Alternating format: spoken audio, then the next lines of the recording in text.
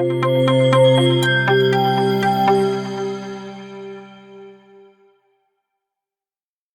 to CM Guide podcast series. Today we're diving deep into a crucial aspect of Ireland's construction industry. The Construction Contracts Act, statutory adjudication, and the broader concept of security of payment legislation. Now, this might sound a bit dense, maybe complex, but stick with us. By the end of this deep dive, you'll have a really clear understanding of how these mechanisms work, to keep projects moving and those vital payments flowing. Precisely. And look, for anyone involved in construction or maybe even just curious about how these huge projects actually work financially, understanding these legal frameworks, well, it's like having a shortcut to really essential knowledge. We'll unpack why prompt payment is just so critical and how this quite unique system of swift dispute resolution was put in place to ensure it actually happens. Think of it almost like a blueprint for financial stability within Irish construction. It's all about keeping that lifeblood, the money, moving. Okay, so let's start right at the very beginning then. What exactly is the Construction Contracts Act, and what is this statutory adjudication we keep mentioning? Okay, let's break it down. The Construction Contracts Act, 2013, people usually just call it the CCA, it actually came into force on July 25, 2016. Its primary purpose really was to tackle payment practices, to ensure prompt payment across Ireland's construction industry. It's often described using that phrase, pay first, argue later. It's a mechanism designed quite simply to keep money flowing through the whole supply chain, without getting stuck. Right. And adjudication. In this context, that's the formal dispute resolution process the Act sets up. But the key thing is it's distinguished by very tight timeframes for decisions. It's designed to be incredibly fast. That sounds like a really direct approach, almost aggressive in a way to solve a common problem. But how wide is its scope? Does it cover all sorts of construction disputes? That's a critical point. And it's actually where the Irish Act, well, it stands out a bit. Unlike in some other places, like the UK, for example, the Irish Act specifically confines its application to payment disputes. Just payment disputes. Exactly. Just payment disputes in construction works. This singular focus is quite a deliberate Irish decision. It creates this sort of laser-sharp tool to tackle what's often the biggest bottleneck for cash flow in construction. By keeping other, often more complex contractual arguments out of this super-fast system, it ensures that getting paid remains the absolute priority. Now, there are a few limited exceptions, sure. Things like domestic dwellings under 200 square meters if you're the owner-occupier, really small building contracts like under 10,000 euro, and contracts just for supplying materials. But for pretty much everything else in commercial construction, it applies. So sharply focused on payment, but otherwise really broad in its reach across the industry. And you mentioned earlier, I think, that this adjudication process is mandatory. What does that actually mean for, say, a contractor or a subby? Yeah, that's absolutely fundamental to how the Act works. The adjudication process the CCA brought in, it is mandatory. What that means is that parties involved in a construction contract, they're actually precluded from contracting out of it. You can't agree to just ignore it. And the definition the Act uses for a construction contract is pretty broad, too. It includes agreements not just between, say, the main contractor and the subcontractors, but also with the professionals, engineers, architects, quantity surveyors, other consultants. Basically, everyone in the chain is covered. Right. That pay first, argue later concept, it's really interesting. Where did Ireland get the idea for this system? Was it invented here or? Well, it's quite striking, actually. The basic concept, statutory adjudication, it was first pioneered over in the United Kingdom way back in 1998. And it proved, highly successful there. It provided quick, enforceable interim determinations of disputes. And it significantly cut down the number of cases that were clogging up arbitration or the traditional courts. So Ireland saw something working well next door and decided to adopt it. Did they just copy and paste it, or were there, Irish twists? Ireland certainly adopted that core model with the Construction Contracts Act 2013, which, as we said, became effective in July 2016. But, and this is the key difference we talked about, Ireland made that deliberate decision to limit its scope strictly to payment disputes. That was the big Irish adaptation. The Act also came with a code of practice on the conduct of adjudications. Now, this code isn't just some bureaucratic add-on, it's really the operational backbone. It details things like how adjudicators get appointed, the timelines, their responsibilities. It basically ensures that adjudicators stick to strict standards. That's crucial for building trust in a system that demands, well, lightning-fast decisions, but still needs to be fair. Okay, so a clear framework, borrowed but adapted. How quickly did the industry actually take it up? Was it popular straight away? That's an interesting point. Initially, the process was, well, perhaps surprisingly underutilized here in Ireland. If you look at the figures, say between July 2017 and July 2018, there were only 11 applications for adjudicator appointments in the whole year. Hmm. Really quite low. Only 11. Oh, Wow. yeah. But here's where the story gets really interesting and, frankly, quite impactful. Hmm. The system has seen a significant year-on-year increase in uptake more recently. The latest chairperson's annual report, it showed 81 applications between July 2021 and July 2022. Then it jumped again 101 applications and 93 actual adjudicator appointments between July 2023 and July 2024. That's a huge jump. It really is. This trend, it clearly points to its rising prevalence. People are getting familiar with it, they're seeing it works, and they're using it much more. The message has definitely landed now. Okay, quite a surge then. So we know it's mandatory, its use is definitely growing. Now let's get practical. For someone actually facing this, what's the reality? Let's start right at the beginning of the money trail. How does a payment claim work under the Act? Right. From a cash flow point of view, a payment claim is just that formal request for payment for work you've done. It's absolutely critical, as you can imagine, for keeping a project financially healthy. The Act mandates a pretty swift 30-day payment cycle overall. So the contractor or the subcontractor, they have to submit a written payment claim notice. And they need to do that within 5 days of what's called the payment claim date. This notice, it needs to be quite specific. Sure. You have to state the amount you're claiming, the work stage it relates to, the subject matter, and importantly, the basis for your claim. You need to show you're working, essentially. Then the client or the main contractor, they get 21 days from that same payment claim date to issue a response.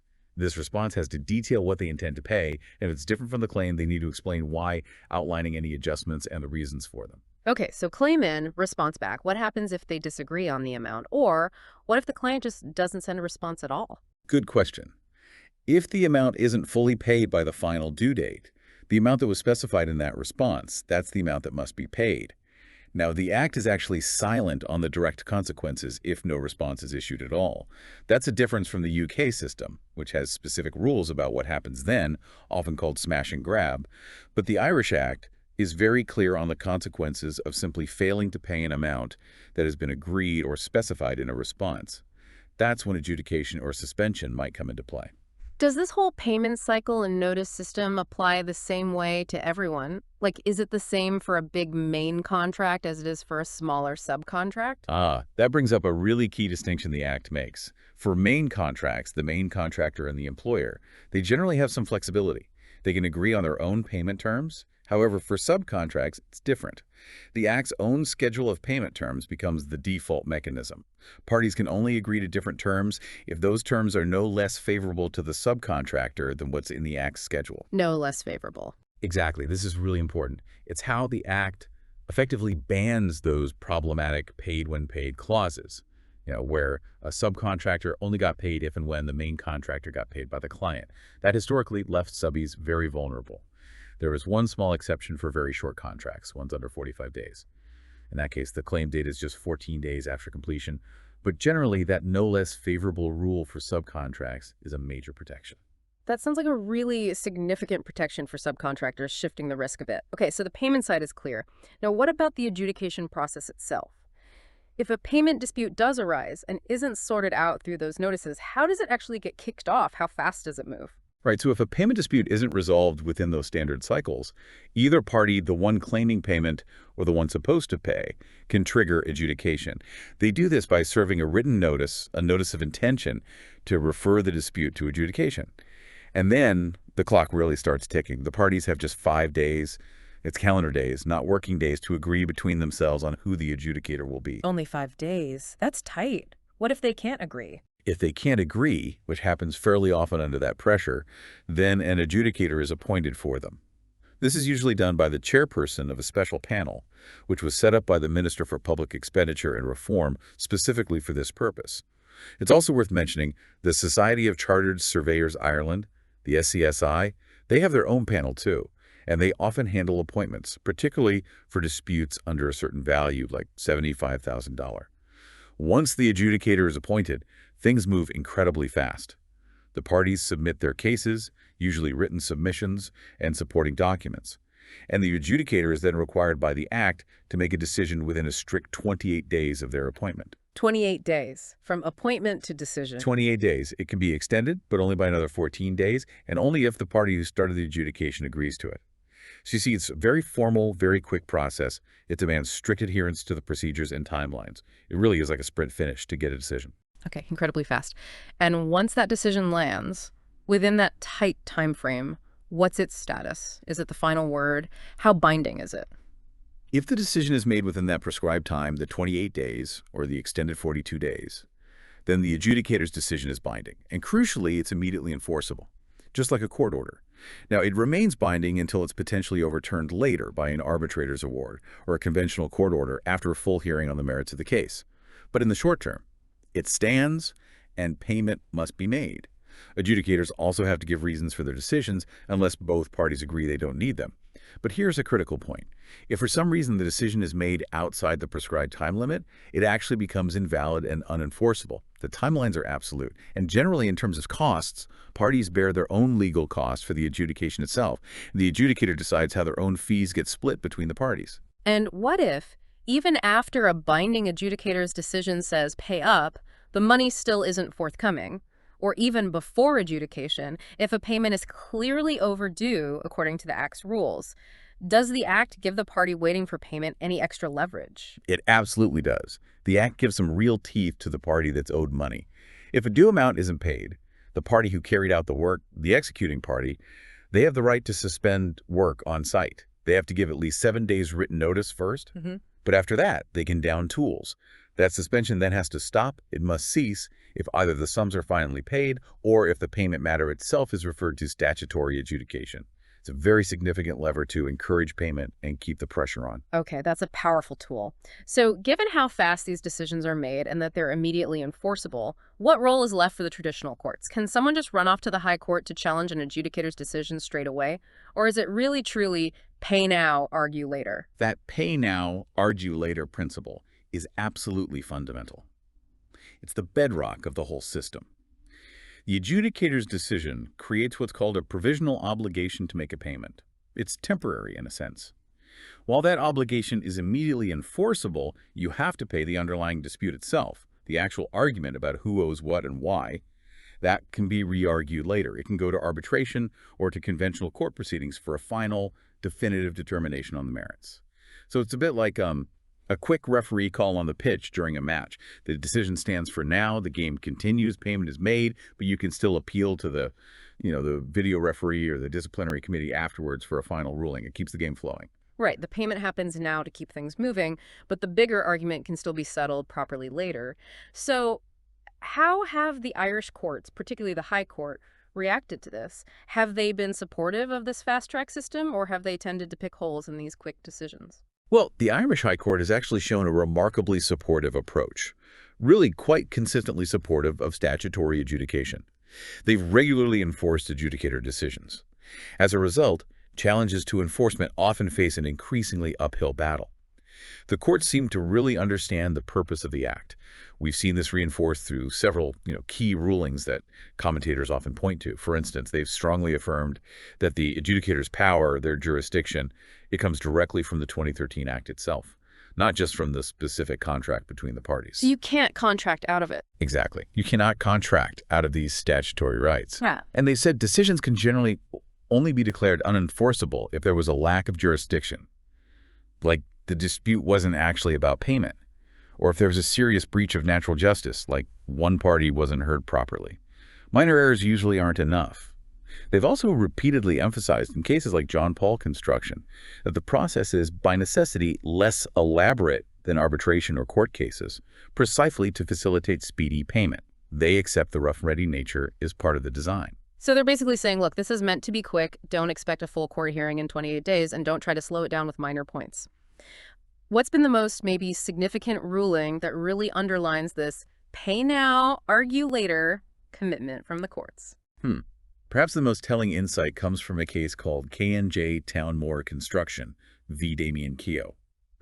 Now, in this case, one party tried to challenge the adjudicator's jurisdiction before the adjudication was even finished. They tried to stop it mid-process. The High Court absolutely rejected that attempt. The court stated very clearly that the appropriate time to challenge jurisdiction is at the enforcement stage after the adjudicator has actually made their decision and the winner is trying to get it enforced in court. Ah, so you can't use a court challenge as a delaying tactic during the adjudication itself. Precisely. The court saw that allowing challenges before a decision would completely undermine the whole purpose of the act, which is speed and cash flow. It was a very strong signal against using legal tactics to frustrate the process. You pay first, then you can argue about jurisdiction if you really need to when enforcement is sought. That's a really crucial ruling then. It properly locks in that pay now, argue later idea. So the overall judicial attitude seems very much in favor of keeping the system fast and effective. Absolutely. This consistent backing from the judiciary, plus the fact that very, very few disputes actually result in a finding of no jurisdiction. I think the report showed only 2 out of 74 decisions in 2023-24 were successfully challenged on those grounds. It all means the courts are strongly supportive of this, yes, truncated, often documents-only process. They recognize its vital role in streamlining cash flow for the entire construction sector. Okay, this whole system clearly relies heavily on the adjudicators themselves. Who exactly are these people making these quick, binding decisions, and what ensures they're actually qualified and regulated properly? Right, their conduct and responsibilities, they're all laid out in that code of practice on the conduct of adjudications we mentioned earlier, which is linked directly to the Act. And the appointment process, as we discussed, if the parties can't agree in those first 5 days, then the adjudicator is appointed from one of those official panels, either the minister's panel or often the SCSI panel. And what sort of professional backgrounds do these adjudicators tend to come from? Is it mainly lawyers or? It's actually quite an interesting mix. Based on the recent data, say for 2023-24, quantity surveyors were the most commonly appointed 33 appointments that year, which kind of makes sense given the focus is on payment disputes, valuations, variations, that sort of thing. Yeah, that figures. But then you also had barristers, 16 appointments, fellows of the Chartered Institute of Arbitrators, 14, architects, also 14 appointments, solicitors, 13, and engineers, 6. So it really shows a diverse range of expertise, both construction-specific and legal, being brought to bear. And the expectation under the Code and the Act is that these adjudicators will base their decisions solely on the material that the parties put in front of them. They aren't generally obliged to go digging for more evidence or engage in lots of back and forth.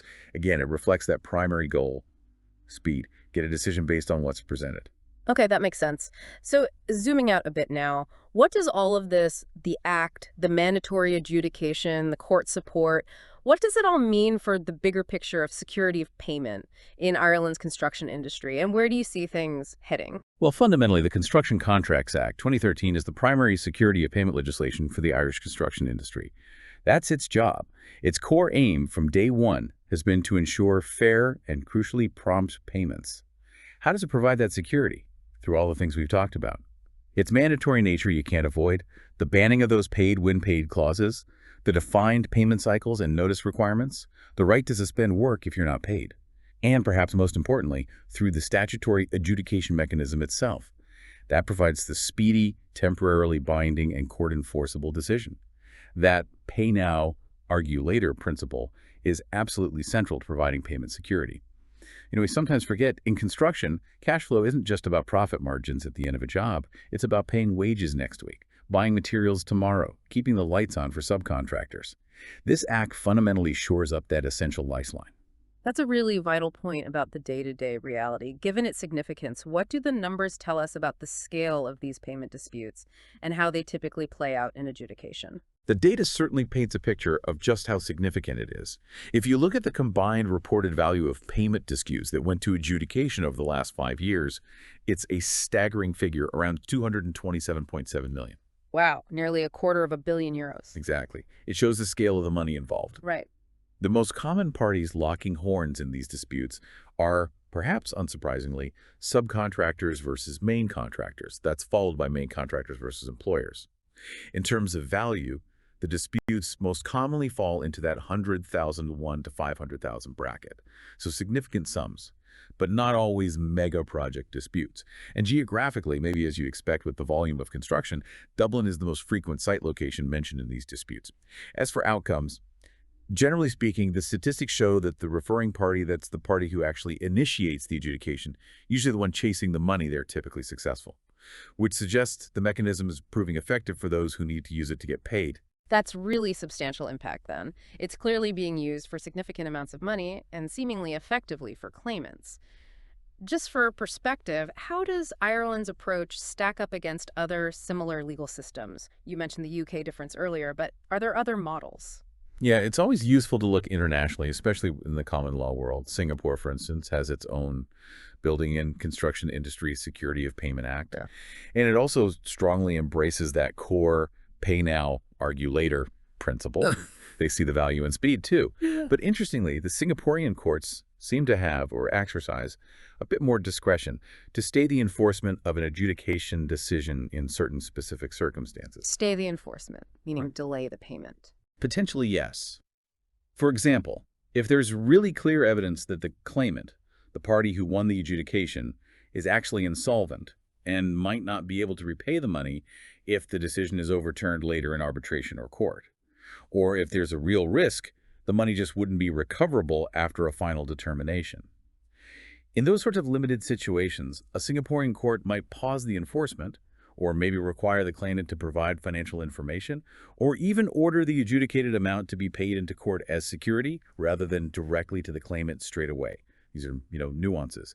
But they highlight how different common law systems try to balance that absolute need for prompt payment with other considerations, like preventing potential unjust enrichment down the line. That's a fascinating comparison. It shows there are slightly different ways to calibrate the system while keeping the main goal. So, bringing it all back to Ireland, then, what's the final word? What's the future outlook for statutory adjudication here? Look, the rising prevalence of adjudication in Ireland, that steep upward trend in applications, combined with the really strong, consistent endorsement it's received from the Irish High Court, it all clearly indicates that this process isn't just a temporary fix.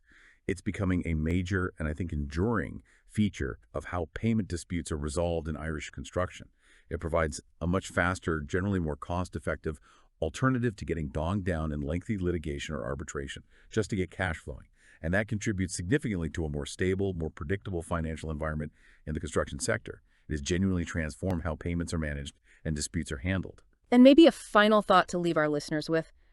Given how effectively adjudication seems to work in keeping cash flowing in construction, an industry full of complexity, unforeseen issues, supply chain problems, how might a similar pay now, argue later approach, perhaps adapted, benefit other industries? Sectors that also deal with intricate multi-party contracts where payment delays can cause havoc. What lessons can maybe be learned from construction's journey here? Something to mull over, perhaps. That was a truly insightful deep dive into the Construction Contracts Act and statutory adjudication in Ireland. Hopefully, you listening now have a really solid understanding of this vital legal framework. Yeah, it's a great example, I think, of how legal innovation can have a direct practical impact on a major industry, helping ensure fairness, efficiency, and ultimately just keeping crucial projects on track. Before you go, please don't forget to share, like, or subscribe. Also, have a look at other episodes and visit CM Guide website for better insights on this topic.